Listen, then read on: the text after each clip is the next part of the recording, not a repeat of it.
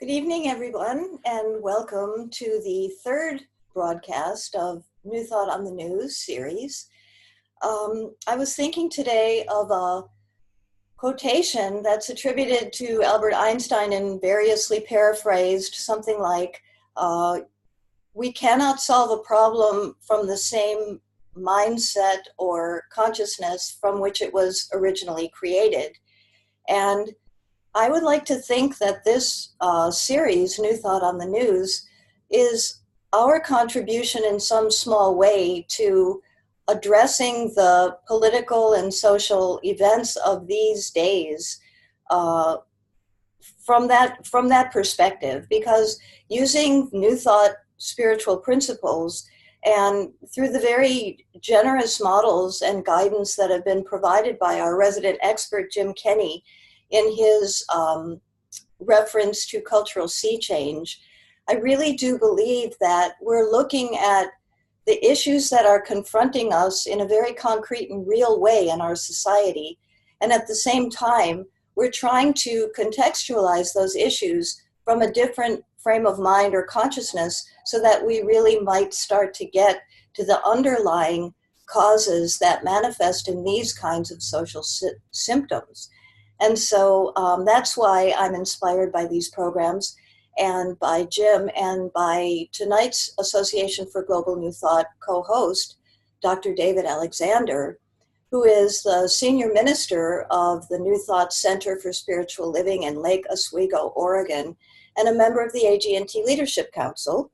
He is director of Strategic Alliances for Centers for Spiritual Living. And Reverend David writes the monthly column Philosophy in Action for Science of Mind magazine, and also has many other achievements, but that's the brief thumbnail.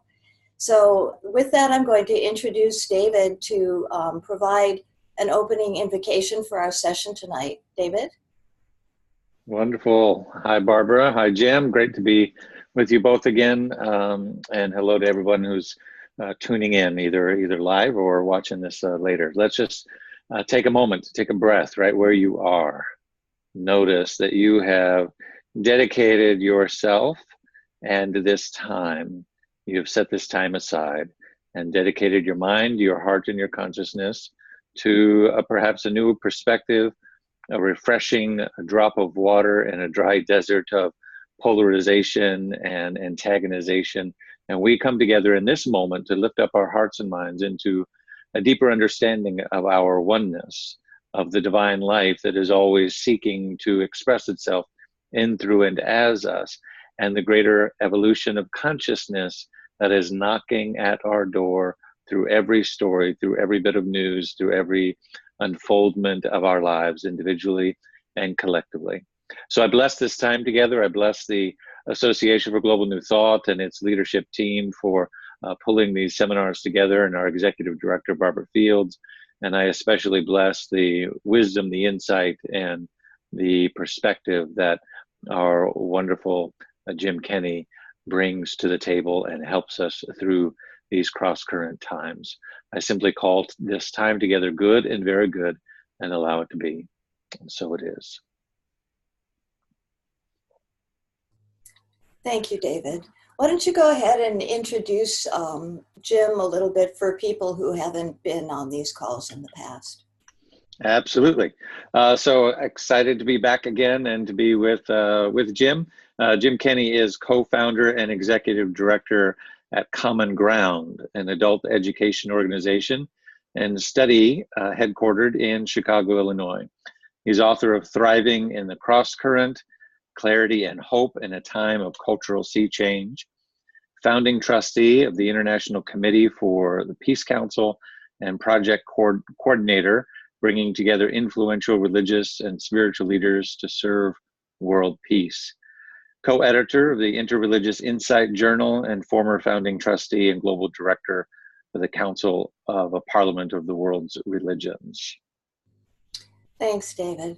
I would like to remind everyone that if you haven't had a chance yet to go to the AGNT.today website, that you can easily find New Thought on the News under the menu for salons. And Jim's series of 4 pre-recorded tutorials about his theories of cultural sea change based on his book are available for you to view free of charge on that website, along with some handouts. And I really encourage you to go and see those, simply because they provide such an interesting and in-depth background of the way that we're discussing issues during this series. So it's not time dependent. You should view them in order, but you view them at your own pace, and they're just tremendously enriching. So I think that we'll get right into tonight's conversation. And for that, I'm going to ask David again to begin the presentation with just some opening remarks that, from his point of view, David, what constitutes a New Thought perspective on current events? What is it that we're trying to get at by asking that question? Great. Well, I want to begin first with a recognition of some things that are happening right now, in particular in the city of Sacramento, where literally as we speak, people are marching in the streets over the most recent unfortunate death of a young Black man at the hands of the police department, Stephon Clark. So it's very tight. Of course, there are many other topics that we can talk about and may talk about tonight. But what we're going for when we're talking about a New Thought perspective on the news is, I think, to rise to a higher level of consciousness and insight and seeing of the through current of consciousness and the breakthrough that's trying to take place. Because what we're fed, and the way in which we're fed it, is we are fed polarization, we're fed us and them, we're fed good and evil, we're fed hell in a handbasket in bits and pieces and sound bites, and with Tiffany drums in the background and flashing graphics, and it gets our heart racing because it's on the TV all the time, and it's one thing after another. And on the one hand, I really appreciate being very tuned into the news and tuned into current events, not doing a spiritual bypass of saying, well, I'm just not going to pay attention to that. I want to know what all of that is, and it's very important to I think, begin with a real recognition of, yes, there is this sense of crisis, there is this sense of one thing after another, there is this sense of oh my God, what's going on? But that's not the whole story. That's just the piece that gets our attention. Now that it's got my attention, what do I do with it? With my consciousness still has a role. I'm not a sheep, and I shouldn't just think what they want me to think or feel what they want me to feel, but use the sort of alarming ways in which the news is presented as the attention-getting piece, and then bring my consciousness to it. And that's where we need skills. That's where we need the perspective that Jim Kenney brings to us about cross-current and changes and all of that. So we're trying to get that 30,000-foot view that where we can begin to see that there is a pattern here, and there is something that is of a unifying wisdom and intelligence that is trying to break through. Thanks, David. Yeah, that was so very well stated. Completely consistent with what I think we're trying to do here. So I guess I'm now going to ask Jim if he will jump in and summarize some of the points that he thinks are relevant from the point of view of his own work with sea change and cultural shift, and give us a framework for our conversation tonight so that we can get rolling. Jim? Okay, I just am still sort of stuck on what David said about opting not to take a spiritual bypass. I've never heard that expression before, and I absolutely love it. So I'll be using that if you don't mind my swiping it, because that's a good one.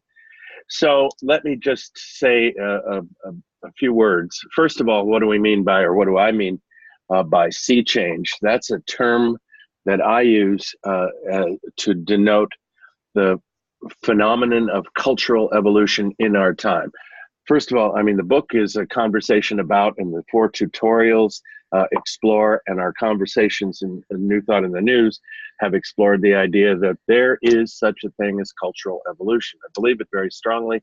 And by the way, I'm not in any way the only voice. I mean, there are lots and lots of really thoughtful, extraordinarily expert people that are arguing the same thing, that cultural evolution is real, that somehow human culture gets, I'll just put it simply and crudely, gets better or wiser or deeper in terms of the change of its fundamental overarching values.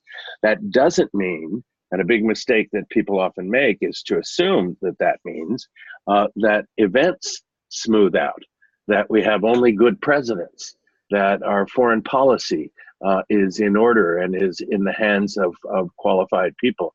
We've just had a shock today that makes it pretty hard for anyone to be optimistic about the future and optimistic about Washington. The idea of appointing John Bolton, the hawkishest, the most hawkish, that's what he's trying to say, of the hawks, who's recently published a long disquisition about the legal arguments for preemptive strike on North Korea. His appointment as National Security Advisor is absolutely mind-boggling. So when I talk about sea change, I'm not saying, hey folks, the news is good. I've surveyed the evidence and the news is good. That's the optimist position. Instead, I take the position of hopefulness. I am very hopeful.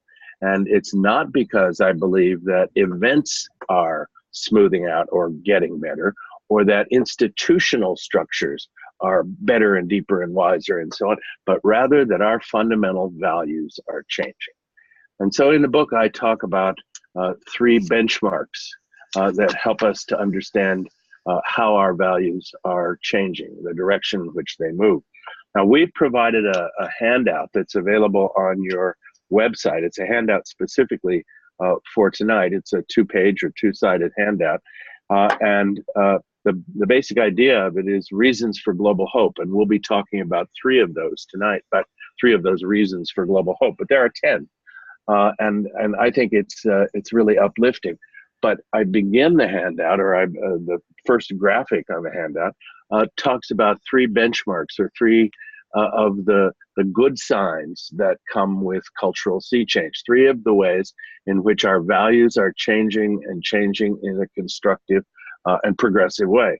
And the first is this, that our society, and because of our changing values, we're moving into greater complexity. I hear from people all the time, I don't want to be more complex. I don't want my life to be more complex. And I always respond, yes, you do.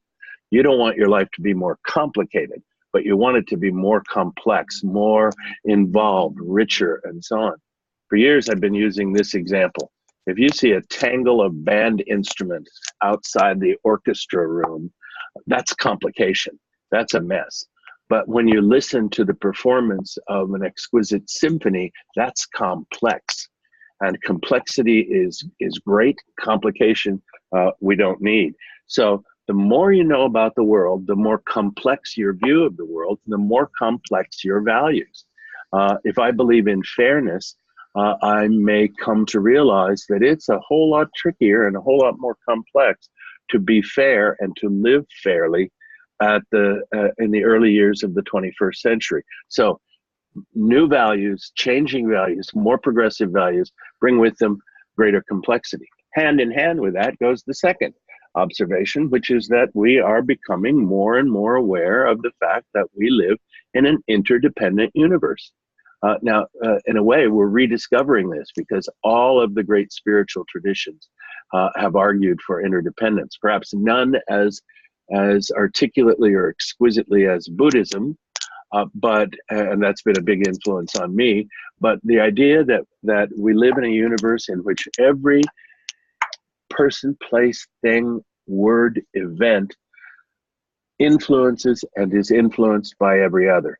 That's an extraordinary thing. And to understand that you live in an interdependent universe is a transformative kind of realization, because to the extent that I know that I'm aware of interdependence, it gradually dawns on me that there's only one strategy that makes any sense, in an interdependent universe, and that's compassion. The only strategy that makes any sense. And finally, we're living in a time in which every field of knowledge, and you see how all these things are variations on the same theme, every field of knowledge is becoming integrated with every other. When we all were entering college, disciplines tended to be standalone and isolated. That's not true any longer. So complexity, interdependence, integration of knowledge, I think those are all the positive sides. On the darker side, if you look around and say, why doesn't it feel like that we're living in a time of cultural evolution? Because there's an extraordinary amount of backlash. Backlash that's caused by cultural confusion. I don't want to live in this world. It's too complex. I don't care about interdependence. I don't want to integrate knowledge. I'm culturally confused. And then there's a group of people who are in active backlash precisely because their identities are threatened. They think of themselves as well, this is very narrow fundamentalist identity politics. I'm white, male, and Christian, and that should be my ticket to success in the world. And to find out that that is no longer a guarantee of success makes me simply angry, makes me want to lash out. And then finally, the idea that the backlash can be manipulated in service to wealth and power. So I put all these things together and I refer to them as eddies. An eddy is a counterclockwise whirlpool of resistance to change, to evolutionary change. So I always want to caution people, as you look around and start to convince yourself that no change is happening, we're not evolving, our values aren't improving or becoming more progressive, realize that what you're looking at may not be an aspect of changing values. Instead, it may be a manifestation of backlash against that value change. So how do we begin to make sense of all of this? I was in a conversation with some people the other day, and we ended up talking about outrage. That often when I suggest, for example, values are changing, we're living in an evolutionary time, and people will begin to rail at me and to say, well, wait a minute, what about this? What about that? What about that? Don't you pay any attention? Have you read the papers? And what I like to point out is that they need to reflect on the degree of their outrage and to realize that that outrage is one of the healthiest signs that we're living in a time of cultural evolution. If we were to go back 50 years, some of the things that outrage us most, persistent racialism, patriarchy, injustice, ecological blindness, and so on, outrages us because our values have changed. So we should, I just believe that we should take solace from the degree of outrage that we and others feel, because it does power, it powers us. We take to the streets, we begin to write, we talk to our friends, we change our patterns of behavior, and so on. It's also worth realizing that there's always going to be a time lag. First, values change. Then, and only then, behaviors begin to change. And then, and only then, and here's a big lag, institutions begin to change. So where do you take the pulse of the culture? By checking out who's the occupant of the White House? I don't think so. And if that's where you do take the pulse, then no wonder you're depressed.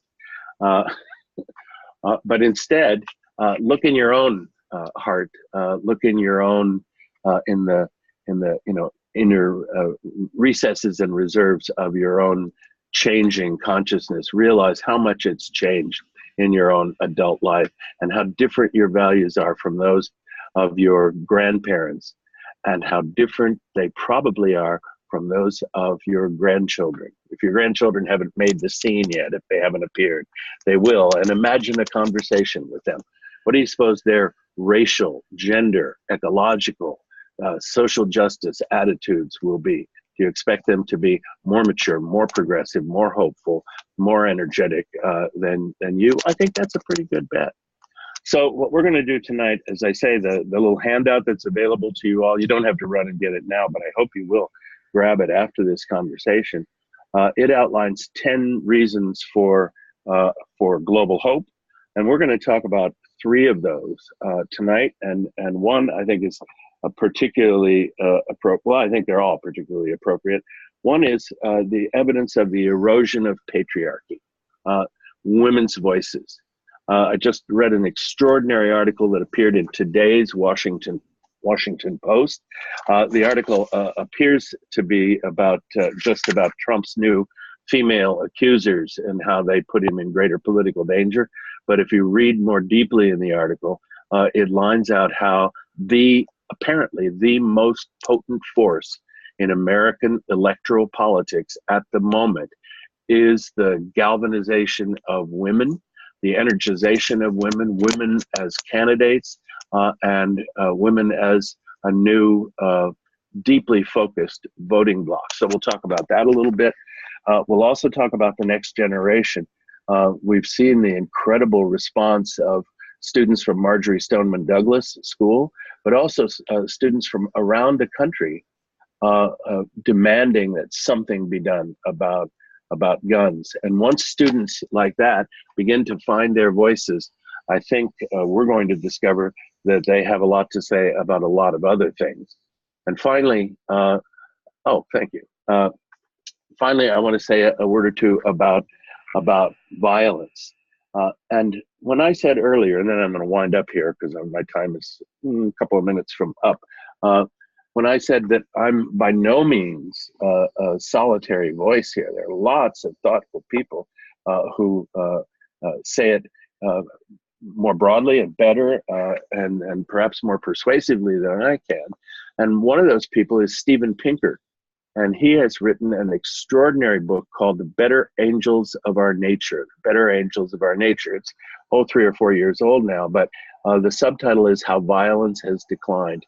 And he actually has the nerve to say what we all think we know is not true, and that is that the 20th century was the least violent in recent history. By recent history, he means back to the 13th, 14th, 15th centuries.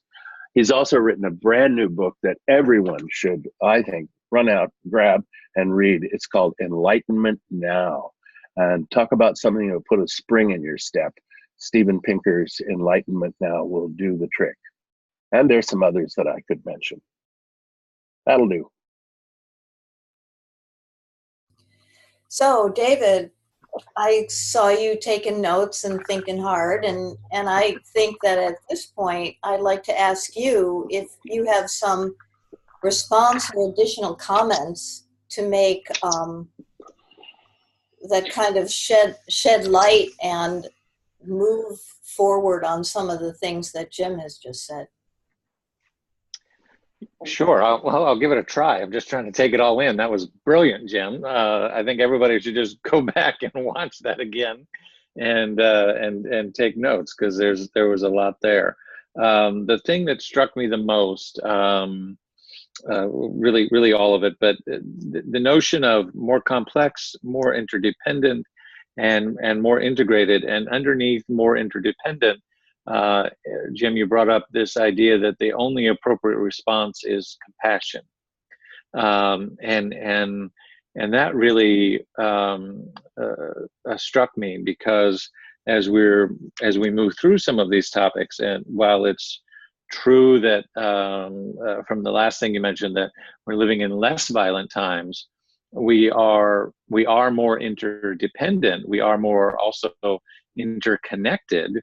And so the feeling of what's happening, I think, is larger, right? We have greater capacity for compassion, and we also have maybe I don't know if it would be biologically appropriate to say greater receptors, but we certainly seem to be using them more. Maybe that's the way to say it. And so to remember that, I guess the point that I want to make about that is to not take this information from an intellectual standpoint and then go and I don't know, be consciousness police, you know. And if somebody is really in the depths of the feeling and the pain, like people in Sacramento are right now, like I was yesterday when that news hit me, and it was personal to my family. There was a through line of connection there, and so I was feeling grief. You talked about outrage, but I also want to talk about grief is maybe one of those indicators as well. So when we see people who are outraged, right, people who are marching with Black Lives Matter signs, they're outraged, and they probably don't want somebody like me coming along and saying, well, hey, actually it's less violent now than it has ever been. So I think there's some learning here about that may be true, and our approach of compassion to allow the grief, to allow the outrage, to make room for that, I think is so vitally important, so that we authenticate people's experience and not step over it with some intellectual statistics or whatever. Am I making sense? I think that's so important. So that appropriate response to things being more interconnected is compassion, not only for ourselves but also for what we're seeing and feeling. And if we're not seeing and feeling it because we're isolated, we don't live in Sacramento, or we hadn't heard the story, or whatever it may be, that we live from a place of greater compassion first, and then bring this information in. I think that's a huge takeaway for me, and I hope for other people tonight. Yeah, thanks. I wanted to read a couple comments that we're getting in the chat boxes. Lynn is with us tonight, and she says, yep, this planet is just a tiny little house in the universe. Every person has the same 4 basic emotions: mad, sad, glad, and fearful. How do we get people to understand that when anyone is angry or upset, their answers are within them? This is time for inner peacekeeper jobs. And Raymond says, amen to that. And so it is. And then Lynn gives us a couple of good websites: the Charter for Compassion, Women and Girls Charter for Compassion.org, etc. So that fits right in with what you're saying, David. And there's so much to say about the fact that religious and spiritual leaders who are seeing the value of getting their own faith communities involved now in civic and social issues, because many congregations have been so shy of direct political engagement in the past. And there's really no, we don't really have the luxury of staying on the sidelines anymore. And yet still a lot of faith communities need to be on that learning curve for how do they understand from the point of view of what has been church as usual. How does that get into the streets, and to do so in a non-divisive, non-partisan, non-adversarial manner, and so on. And so all these remarks about compassion and interdependence and the balance of recognizing people's response and pain over real issues, indisputable, hardcore reactions to this kind of pain, and holding that in the larger context, which is what Jim has been talking about and why this is such an interesting discussion. So with that, I'm going to go back to Jim now and ask him if he would dig a little deeper, especially into these 3 out of his 10 reasons for hope in the handout. You started talking a little bit about post-materialism and youth. What does beyond violence look like in our society today? And also the erosion of patriarchy, which that one is pretty clear given the news as of late. So could you dig a little deeper into those, and then maybe David has some comments or questions? Sure. And first I want to echo what David said. Nothing could be less compassionate or more offensive or more inappropriate than to take the argument, which is grounded in, it's simply true, that the 20th century was the least violent of many, many, many recent centuries. That's simply true. But you don't take that into a crowd of weeping, angry people. That's completely insensitive and goofy. I will push back just a tiny bit because, and I know David means it in a different way, but because I think a lot of people think that there's a difference between intellectual arguments and arguments that somehow are grounded in real life. If a well constructed intellectual argument isn't an expression of real life. I know you didn't mean anything like this, but it's an opening I can't resist walking through. If a well-made intellectual argument isn't an expression of real life as it can and should be lived, then I don't know what the point of a conversation like this is. And I think we all agree with that. We all share those values. It's just that all too often people will say, "Oh, well, you're just being intellectual." No, what you're trying to do is trying to get a handle on the fundamental truths that are operating in a situation. And so what are the fundamental values? What are the fundamental truths? I speak to these things because I run into so many people who are depressed. They're not depressed because something absolutely unthinkable has happened in Sacramento and another young black man, has been shot 20 times for nothing worse than holding his phone in his own backyard. They're depressed because it seems to them that the whole blanket of news that surrounds them or that wraps around them is depressing, and everything is violent, and everything is going to hell, and everything that comes out of the White House is profoundly depressing, and so on. What I'm trying to say is that actually, if you pay attention, we're living in an extraordinary time. I argue that values change all the time. They evolve, they change for the better. We get wiser as a culture and so on. But that every now and then we go through a period of tremendous acceleration of value shift. And all of these different values, as they change, reinforce each other. And I call that acceleration a sea change. And we're smack dab in the middle of one now. So if we look around and things seem worse than ever before, just consider the possibility that what you're looking at is the eddies. Now, you mentioned the whole business of young people and post-materialism. For over 20 years now, I've been really interested. I said there are a lot of people that think this way. I've been really interested in the work of a couple of people. They themselves, they're not alone. They represent the sort of cutting edge in sociological and anthropological research. The principal researcher is Ronald Inglehart with an I, and his I believe, former graduate student, and now his colleague is a remarkable young woman named Pippa Norris. And together, they have been studying young people around the world and the values of young people. And they have concluded, actually, they concluded this 15 years ago, but they've just been deepening and broadening the research and replicating it everywhere. They began in Scandinavia, but there's virtually no place that they haven't put a toe in the water. And the fundamental idea is that young people, and they're talking about people from, let's say, from 18 to 40, younger people. Normally, you wouldn't identify that cadre if you were going to do sociological research into young people, but they've been at it so long that some of their young people have gotten older. So they're still part of the body they're looking at. Their values are characterized above all by what they call post-materialism. Post-materialism. I think it's a really good handle, which favors autonomy and self-expression over security. What's more important to you, security or autonomy and self-expression? It used to be a commonplace in organization and development circles, management circles, that the way to motivate people in the workplace was with salary and rank. And, that's what our parents would have said, how do you motivate workers? Well, salary and rank.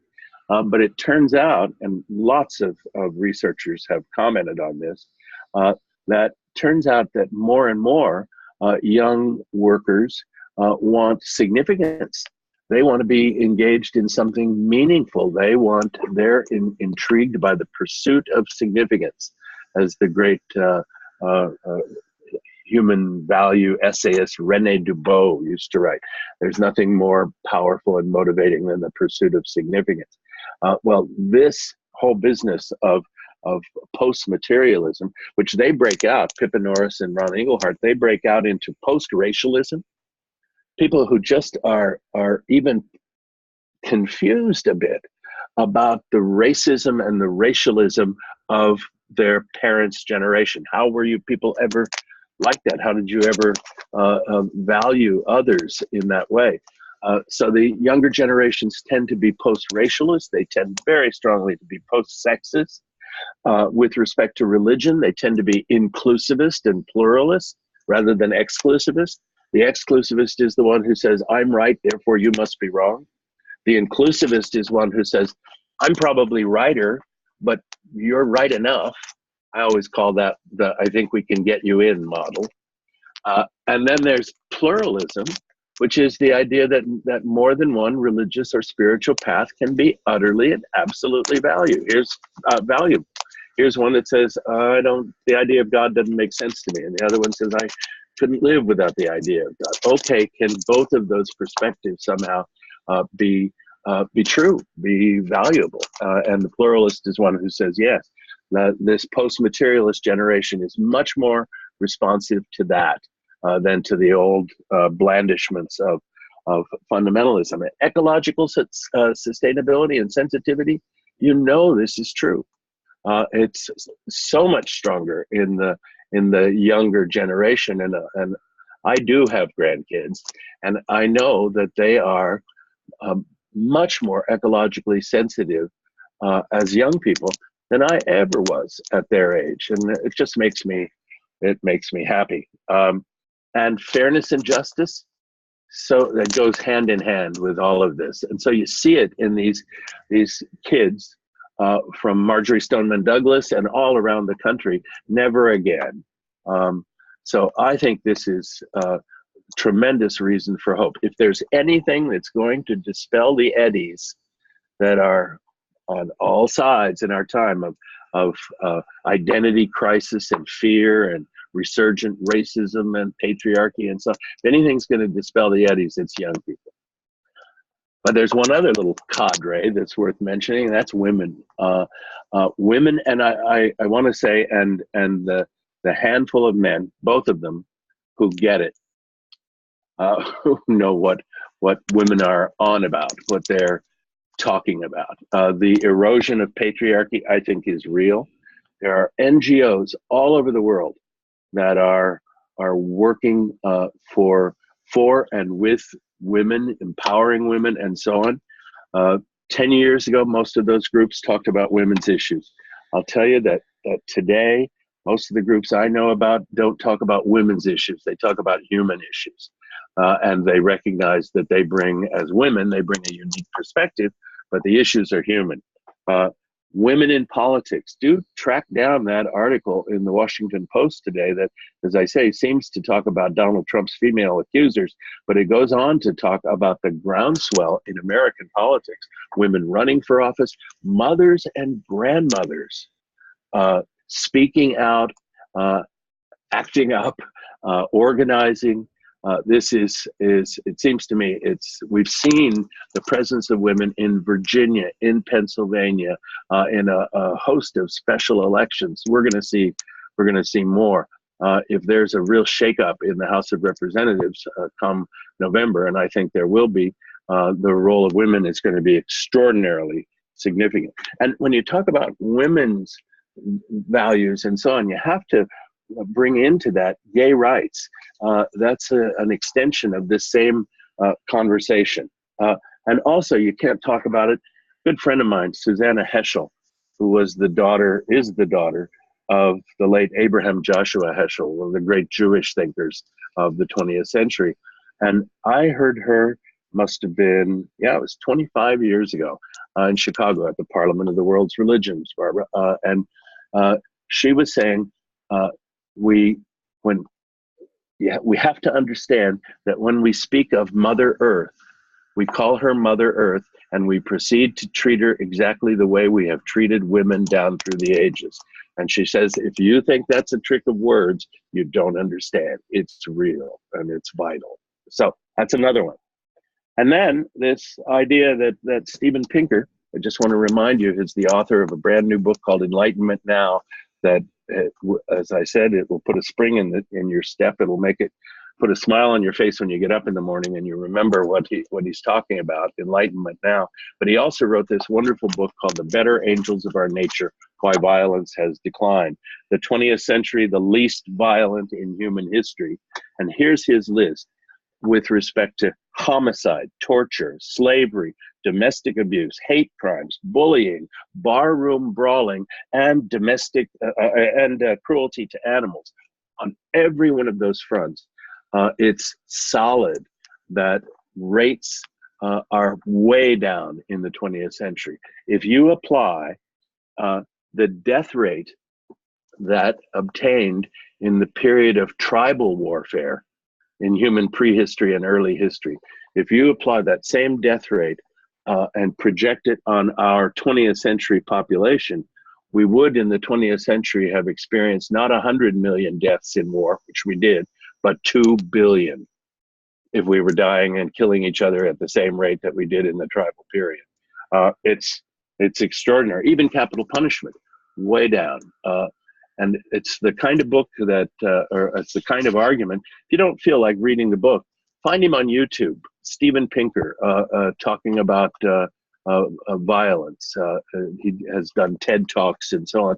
Extraordinarily persuasive. He's a warm, wonderful, utterly brilliant guy. His field is evolutionary psychology, which is the whole study of how cultures evolve.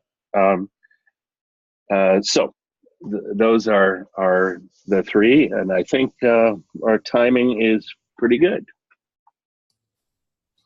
Wow, you are really paying attention tonight, as well as being very brilliant in all the things that you're talking about here. As opposed to other nights? Yeah, I guess I could say, no, I'm kidding. Jim and I have known each other many years, so eventually the fact that we sometimes conspire and tease is just meaning that we're getting comfortable and trusting our own audience here. But before we go on, I was thinking I might read a few more comments from our chat session, because the people who attend live tend to not be brave enough to get on the screen with us and share their comments, but they're extremely articulate and astute in the chat box. And I want to read a couple of those in a second, and I also have a question or comment of my own. But David, before you lose the train of thought that was brewing as you were listening to Jim talk, why don't you go ahead and respond to some of those comments? Wow, I feel like I'm on the hot seat again. There's so many brilliant things, but the one thing that I picked up on and did begin to scribble and make some notes on is this idea with the younger generation of the deepening of values.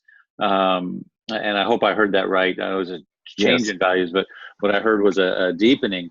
And what occurred to me is like generationally, it's some of the same values over generations, but a deepening commitment to them. And so I thought of there's a terrible joke of about the chicken and the pig and breakfast, and what's the difference? The pig is committed. So but from a generational perspective, right? There's you could apply that lens. There's a difference between, let's say, in American history, U.S. history, there's a difference between being anti-slavery and being an abolitionist, right? Lots of people were anti-slavery, but they weren't willing to speak up. They weren't willing to put their lives on the line. And so the difference is that there came along a group of people that said, no, we're anti-slavery, but we're actually willing to go out and do something and put our lives on the line. And that's what we're seeing with these young people now. I just saw the young man from the Parkdale High School today at a press conference, and he said, addressing his words to the politicians, and he was saying, if you still want to take money from the NRA, if you still want to be aligned and whatever and do participate, he said, that's fine. He said, we'll just vote you out. It was very clear. It was like, some of us will be able to vote in 2018, but the rest of us will certainly be able to vote by 2020. And this is just a timeline thing. And so if that's where you're going to stay, then go ahead and stay there. But know that your time is done. And so there's that deepening commitment, that piece of deepening values really struck me, because we're seeing it all around us, and it's quite inspiring.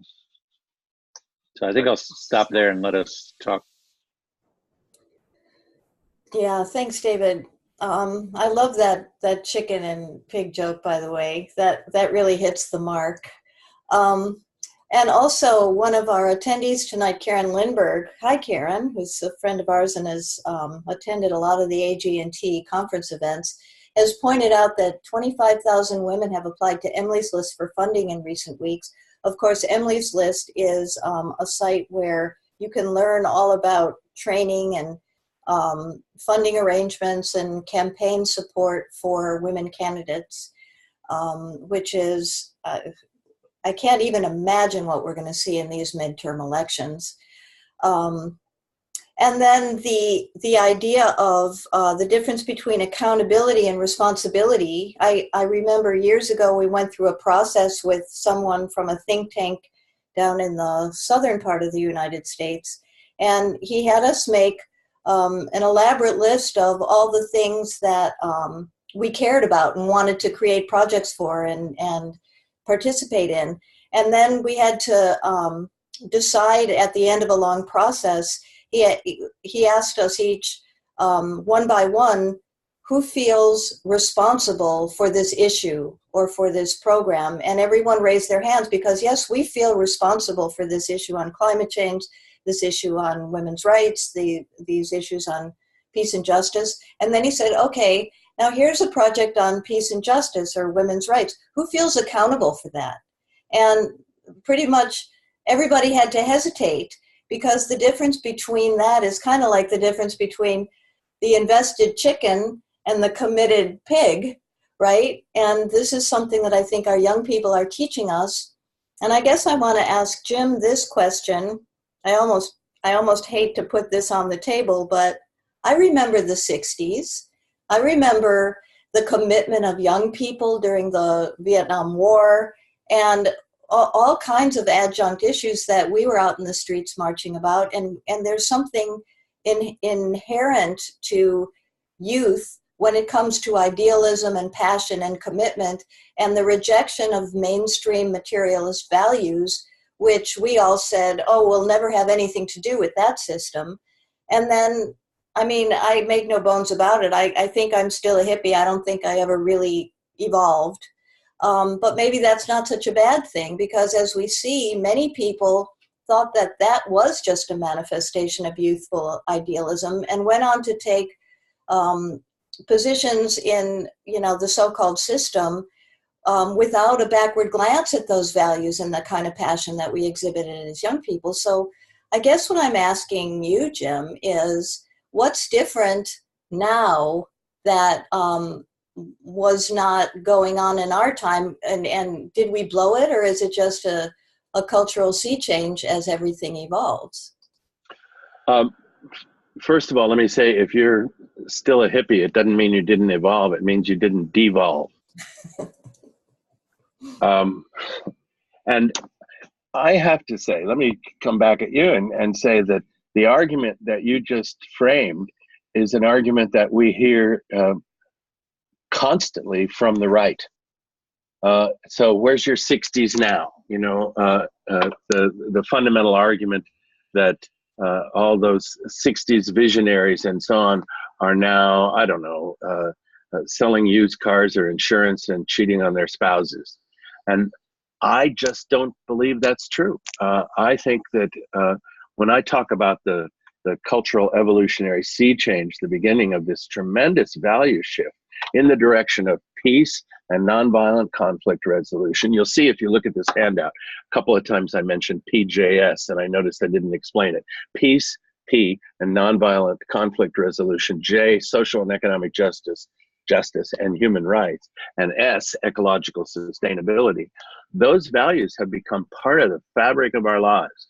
And those values were introduced into the conversation. They'd been growing and being nurtured for a long, long time, but they broke into consciousness in the 60s. We became aware of them, we started talking about them, and they are still very much with us. So I think that the 60s was a very rich, fecund time of it was the aha of the sea change experience. So I value the 60s very highly. I'm not looking for a difference. I think that what's been interesting is that an awful lot of young people have been quiescent for a long time, and now again we have another awakening, and this happens and then it goes a little bit dormant and then it happens again. I think this is as exciting as the 60s awakening was. That was a genuine awakening. It left a change. When people say, so what did you accomplish with your march and your this and that, that's misunderstanding the nature of a movement. Barbara and I were both involved in the Parliament of the World's Religions, which just an extraordinary event that in 1993 brought 8,000 people to Chicago to talk about what the religious and spiritual communities of the world could do to make the planet healthier, better, wiser, and so on. And we have both gotten, and everyone that was involved has gotten the question, so what did your parliament accomplish? What did your big parliament do? That's completely misunderstanding the nature of a movement. That's like saying, so Martin Luther King, how did the March on Selma go? You know, what happened as an immediate result of that? That's not getting it. So when something like this happens, when something like this stirs and is stirred up, a change is already in the works. And it's a change in those young people and in everyone that sees them or hears them. What's her name, Emma Gonzalez. I mean, just to have heard her, to have seen her is to have been changed. Now, how we respond is another question. Responsibility means the ability to respond. Yeah, we're all responsible. Accountability is the willingness to be held accountable or to be held to account. And we can only be accountable for a handful of things in our lives.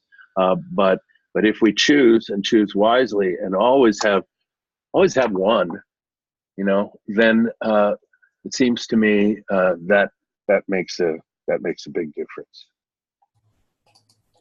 Yeah, thanks. That was the answer I was hoping you'd give me. I feel better now. You know, we're about 7 minutes away from the end of this program. I'm enjoying these sessions more and more as we go, by the way, because I like that they're vibrant conversations and not just pro forma structured attempts to answer questions that we don't have any right to answer. But I would like to go ahead and ask if any of our very intelligent attendees today who have been busy on the chat box, whether anyone would like to allow me to put them on screen and unmute their voices so that they could make a comment or ask a question. You know, you guys can raise your hand using a button on your dashboard if you'd like to talk to us today. Let me see if anybody's brave enough to do that. If not, I might just read a couple of comments. Come on, we're not that scary, and neither are your fellow attendees. Okay, nobody wants to talk to us right now. I'm going to go ahead and, Jim, did you have a comment? Not talking. What did you say? I was just waving at everyone that's not talking. Oh, okay. Okay, all right. I'm going to look one more time and then I'm going to read. Okay, so I'm going to put Lynn on the screen because she probably has a question or a brief comment for us.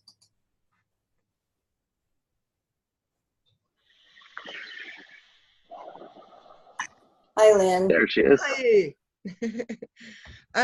Gosh, hello, thank you so much. I'm wondering how we go about, I think I wrote it in my last comment, but I'm really curious how to get the churches and all the spiritual groups and all these caring activist groups between, you know, human rights and all the caring activist groups and the new political movement groups, and get them united on legislation that really will be, you know, bring in the new earth, you know, quote, government, that we're all kind of looking for. We're supposed to be bringing in the interconnected communities of enlightenment and, these cities of peace everywhere, all the military stand down, go green. I feel if our country, since we have 1,000 military bases in over 156 countries, and we get there's a UNACgroup.org too. They're the United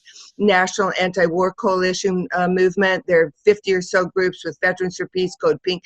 So you get the pink, you get the real peace groups, green groups, and we get our churches and the 501c3s and the friggin', all the spiritual groups united.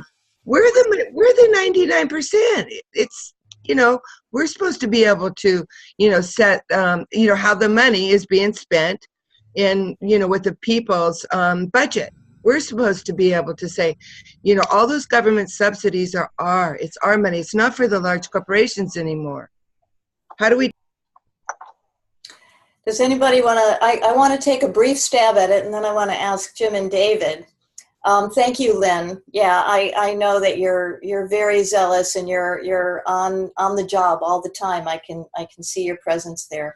I'm just going to suggest to kick it off, and I think Jim might follow on this, that perhaps that idea, because of the changing model of hierarchy and because of the increased complexity, people are referring to 2.0 and 3.0 models now. And perhaps it isn't just a question of unifying under one umbrella what necessarily and productively should remain diverse and individuated, even if we are sharing the same vision, that might be an evolutionary functional aspect of the times that we're living in. So I wanted to ask if Jim or David also had an answer for Lynn. I actually couldn't say it better than you just did. In a way, what Lynn said, and she said it so powerfully and touched so many bases in such a short time. It was really great to listen to that. And you touched all of the right bases and buttons and so on. In a sense, that was sort of like a hymn of praise for everything that's being done right. All of these groups that are active here and here and here, and that have identified issues that we care about and have help us to speak as articulately as you just spoke about all these challenges. That tells me that something is being done right. I'm less concerned with all of these different groups coming together, especially on one legislative front, because I think so much of that is already being done in critical ways. I'm like Barbara. I'm so excited about what they're doing on their own individual fronts. And testimony to that is that song you just sang, which was terrific. Thank you, Lynn, very much for that. David, did you want to weigh in on this one? Yeah, I think I would just add that,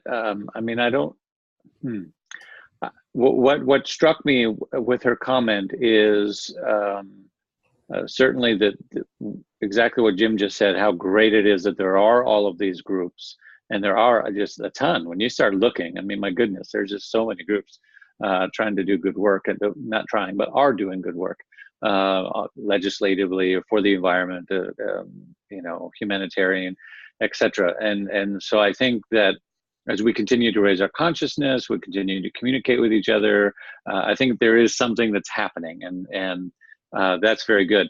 I think it is important to pay attention to and learn from the ways in which, and this might be the 1.0 model that Barbara was referring to, so that's why I hesitated a little bit bringing it up. But one of the things I am very aware of, Jim Wallace's work talks a bit about this, how on the right, and I hate using that terminology, but from the political polarization, the liberal and conservative side, that the religious right has been, although that system has really broken down in the last probably 10 or 15 years and really accelerated in the last 5 or 6 years. But they did and were successful in lining up around a couple of key things. So they had a lot of diverse groups, politically, religiously, etc., much like we were just talking about. But when push came to shove, when it was an election year, when it was, crunch time, they had like three things that they lined up behind, and they weren't going to be budged from those three things. And we're even still seeing some of that, right? There's all of this really terrible moral stuff that's coming out about our president, and the religious right is kind of going, well, we really don't care. We'll give them a pass on that.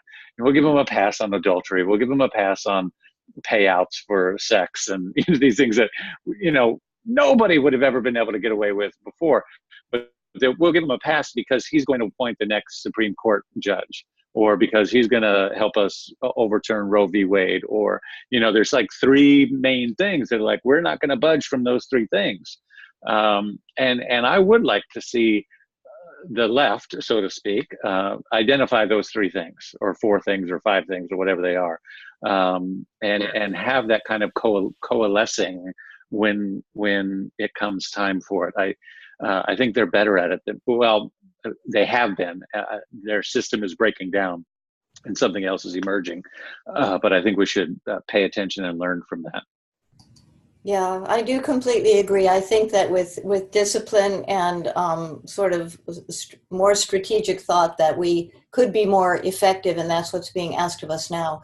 So we're at the end of the program, and I wanted to ask Jim if there's anything at all that is left unsaid that he wants to be sure to get in before we end, and then I'll just say goodbye and mention who's going to be with us next week.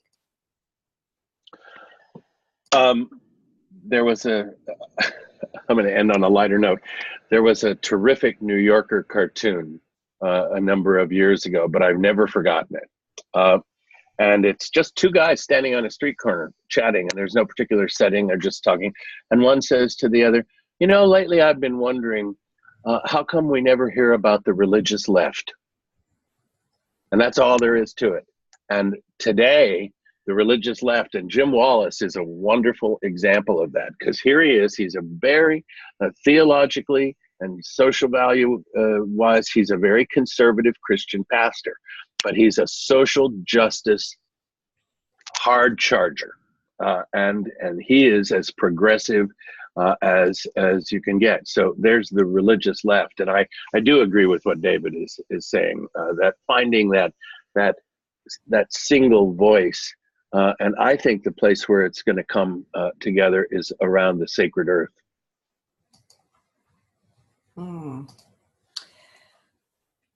About Earth's sacred people.